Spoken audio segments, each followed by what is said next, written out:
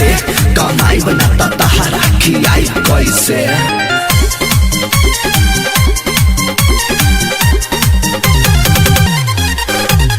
छीटा जवानी के जब जब उड़ी सीधे करे जब चल जाई छोरी तकिया दबा के सुतब हम कैसे ये राजा बुझा हमार मजबूरी।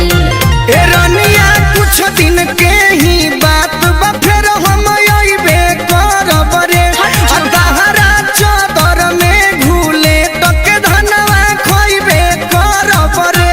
सुनो मरद बिना ना मन मोरा मानी कैसे के रह पाई हम जी ना पाई। ए रानी रात भर कोरा में उठाइब हो हम साल भर के डोज देके जाइब रानी रात भर कोरा में उठाइब हो हम साल भर के डोज देके जाइब। खाली झूठ बोलते हो।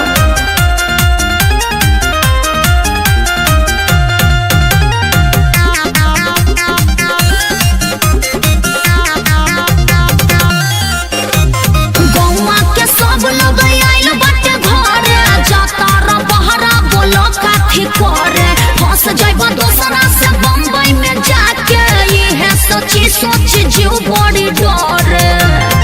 इतना सोचत काहे बाड़ू हम तो तोहरे बानी हो हम ही खोइनी हम ही खाइब तहर मस्त जवानी हो।